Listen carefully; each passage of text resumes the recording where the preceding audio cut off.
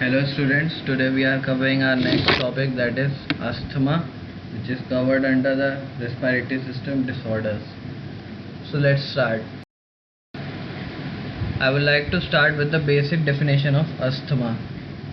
So asthma is a type of chronic inflammatory disease of airways, particularly of lungs, which is also a medium for the gaseous exchange, and in which variable periodic symptoms occur like airway obstruction, bronchial hyperresponsiveness. These are the basic symptoms which depicts the condition called asthma.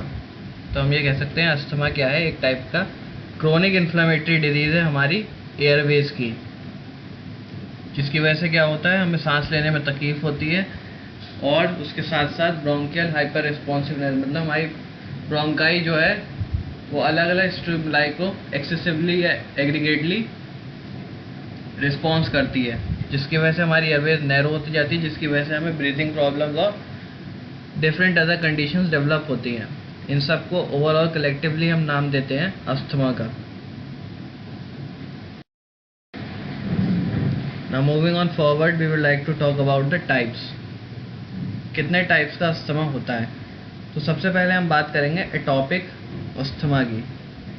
ये एक ऐसे type का asthma है जो हमारे खुद के immuno IgE antibody mediated hyper sensitivity reaction है। ये एक टाइप की एंटीजन एंटीबॉडी रिएक्शन है। IgE हमारी इम्यूनोग्लोबुलिन E खुद की हमारी एक एंटीबॉडी है, और इस टाइप का जो अस्थमा है ये खुद से हमारे एक टाइप का हाइपर सेंसिटिविटी रिएक्शन है। बहुत कॉमन है ये बच्चों में केस में। इसमें क्या रहता है, एटॉपिक अस्थमा में कोई भी एलर्जन हो गया, जैसे dust, pollen, animal dander, food infection, इन सब वजह से जो अस्थमा डेवलप होता है उसे कहते हैं एटॉपिक अस्थमा, और मेनली ये चाइल्डहुड में ज़्यादा कॉमन रहता है। नेक्स्ट हम बात करते हैं नॉन एटॉपिक की। नॉन एटॉपिक क्या होता है? It is also a kind of allergen sensitisation. मतलब क्या है, इसमें जो हमारा अस्थमा है वो पिछले केस में हमारा क्या होता है, वो ट्रिगर हो रहा था किसी न किसी स्टिमुलाई की वजह से, लेकिन यहाँ पे ये ट्रिगर किस वजह से होता है, किसी टाइप के वायरल इन्फेक्शन की वजह से, जैसे कि हमने राइनो वायरस हो गया या पैरा इन्फ्लुएंजा वायरस हो गया, या कोई हमने पॉल्यूटेंट ऐसा है जो हमने इनहेल कर लिया हो, जैसे कि ओजोन, सल्फर डाइऑक्साइड एक्सेट्रा। बहुत टाइप का रहता है, ह्यूमोरल और सेलुलर, और बेसिकली जो इसमें सेल्स इन्वॉल्व होती हैं वो होती हैं इसिनोफिल्स, जो हमारी खुद की एक टाइप की इम्यून सेल्स हैं। तीसरा हमारा है ड्रग इंड्यूस। कुछ ऐसी ड्रग्स होती हैं जो क्या है, हमारे ब्रोंको कंस्ट्रिक्शन करती हैं, एयरवे में ऑब्स्ट्रक्शन पैदा करती हैं, जैसे कि एस्पिरिन। ये पर्टिकुलरली क्या करती है, पीरियोडिक राइनाइटिस प्रोड्यूस करता है, मतलब itching, watering eyes, nasal polyps और ब्रोंकोस्पाज्म, जो अल्टीमेटली एक टाइप का कॉज है हमारे अस्थमा के लिए। लास्ट हम बात करेंगे ऑक्यूपेशनल। नाम से ही समझ में आ रहा है, ऑक्यूपेशनल मतलब किसी टाइप की ऑक्यूपेशन है, किसी जॉब की वजह से जो चीज़ें हो रही हैं, जैसे इंडस्ट्रीज़ का फ्यूम हो गया या ऑर्गेनिक केमिकल डस्ट, गैसेस, ये सब ट्रिगर करते हैं जब हमारी बॉडी में डिफरेंट टाइप के सिम्टम्स को, उसे हम बोलते हैं ऑक्यूपेशनल अस्थमा। ये 4 टाइप के अस्थमा होते हैं हमारे, atopic, non atopic, drug induce और ऑक्यूपेशनल। अब हम बात करते हैं व्हाट आर द सिम्टम्स। सबसे बेसिक सिम्टम वही है इसका, डिस्पोनिया यानी कि shortness of breath, wheezing, a whistling sound during the breathing, cough, tightness in the chest and breathlessness. ये बेसिक और मोस्ट कॉमन सिम्टम है हमारे अस्थमा के। अब हम बात करें aetiology, what are this main causes. सबसे पहला आपका हो गया इंडोर एलर्जेंस। कुछ लोगों को एलर्जी होती है कुछ चीज़ से, जैसे डस्ट हो गया, माइट्स हो गए, पॉलन ग्रेन्स हो गए, या कोई एनिमल डस्ट है, पेट डेंडर है, ये सारे हमारे इंडोर एलर्जेंस के अंडर कैटेगरी में आते हैं। आउटडोर एलर्जेंस में हमारा हो गया पॉलन्स और मोल्ड्स। थर्ड हमारा हो गया tobacco smoking, air pollution, and last हमारा हो गया केमिकल इरिटेंट्स। ये सारे बेसिक एटियोलॉजिकल कॉजेज हैं हमारे अस्थमा के। कुछ लोगों को कुछ और ट्रिगर्स भी होते हैं, जैसे कि कोल्ड एयर, फियर, या कुछ टाइप की ड्रग, जैसे मैंने अभी बताया एस्प्रिन, नसेड्स। अब हम बात करते हैं पैथोफिजियोलॉजी की। What is the underlining pathophysiology? तो क्या होता है, हमारी बॉडी में दो टाइप की सेल्स होती है, टी और बी। इसमें जो इन्वॉल्व होती है वो हमारी होती है टी टाइप की इम्यून सेल्स। ये वे एक्टिवेट जब होती हैं तो ये क्या प्रोड्यूस करती है, एक टाइप का साइटोकाइन। साइटोकाइन क्या होता है, जो कीमो अट्रैक्टेंट्स होते हैं। ये कैसे प्रोड्यूस होता है, जब कोई एंटीजन या एलर्जन कैप्चर होता है हमारे डेंड्राइटिक सेल्स में, वो कहाँ जाके प्रेजेंट होगा, फिर डेंड्राइटिक सेल्स वो उसे प्रोड्यूस करेंगे हमारे TH2 सेल्स यानी टाइप 2 हेल्पर सेल्स में। टाइप टू सेल्स क्या करते हैं, वो क्या करते हैं, बीटा सेल्स को स्टिमुलेट करेंगे और प्रोड्यूस करेंगे हमारी इम्यूनोग्लोबुलिन ई यानी कि IgE एंटीबॉडी, जो अल्टीमेटली रिलीज करता है ईओटॉक्सिन, एक टाइप का कीमोकाइन है यानी कीमो अट्रैक्टेंट है, एक टाइप का केमिकल है जो इसिनोफिल्स यानी एक टाइप की इम्यून सेल्स WBC उसे अट्रैक्ट करता है।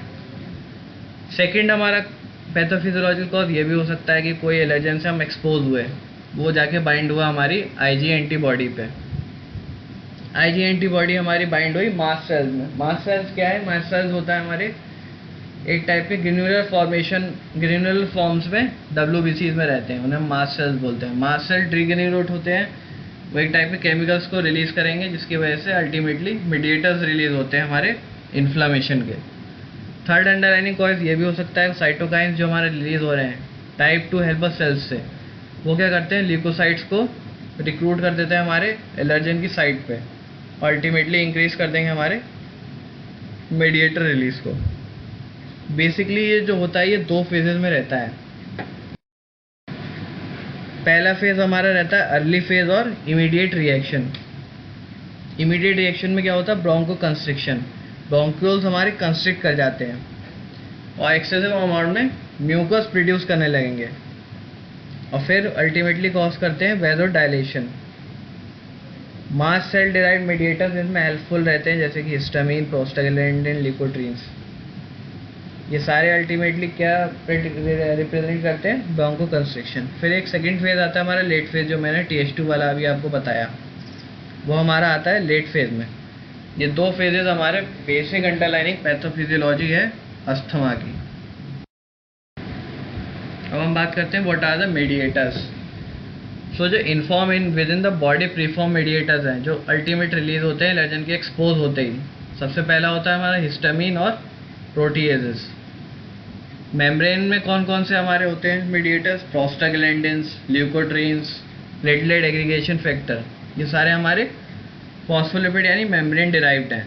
जेनेटिक में कौन से आ गए आपके, इंटरल्यूकिन्स और ट्यूमर नेक्रोसिस फैक्टर A।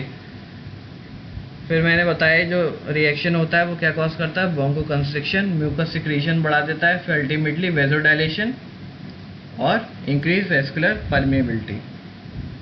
ये सारे मिलके मीडिएट करते हैं हमारे अस्थमैटिक रिएक्शन को।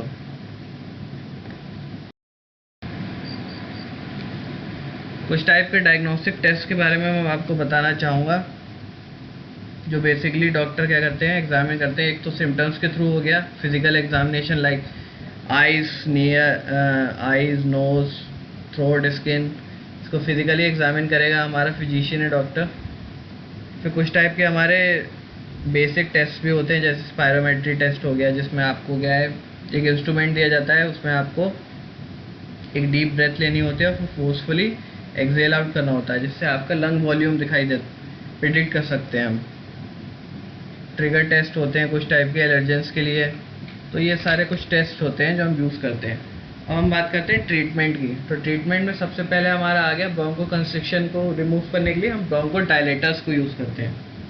आपने देखा होगा अस्थमैटिक पेशेंट्स क्या हैं, इनहेलर्स यूज़ करते हैं। उस इनहेलर्स में हम बेसिकली जो ड्रग यूज़ करते हैं उसे हम नाम देते हैं सालब्यूटामॉल।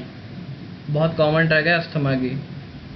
और भी अदर ब्रोंको डायलेटर हैं, जैसे theophylline, ipratropium bromide, tiotropium bromide, एमिनोफाइलिन, ये सारे ब्रोंको डायलेटर्स हैं। सेकेंड हमारे बताया ल्यूकोट्राइन एंटागोनिस्ट, जो ल्यूकोट्राइन की माइग्रेशन में हिंडर पैदा करते हैं, उसे एंटागोनाइज कर देते हैं। उसमें कौन सी ड्रग आती हैं आपकी? मोंटेल्यूकास्ट और ज़ाफेल्यूकास्ट। फिर मास्ट सेल स्टेबलाइजर में आप कहोगे किटोटिफिन और सोडियम क्रोमोग्लाइसलेट। ये मास्ट सेल्स को स्टेबलाइज करने का काम करते हैं। कुछ टाइप के स्टेरॉइड्स भी यूज़ किए जाते हैं, जैसे कि हाइड्रोकॉर्टिसोन, प्रेडनिसोलोन, बिडिनोसाइड। फिर एंटी आईजी एंटीबॉडी जो आपकी हाइपर रिस्पॉन्सिवनेस को कम करता है, उसे हम उसमें जो ड्रग यूज़ होती है वो होती है हमारी ओमालिजुमाब।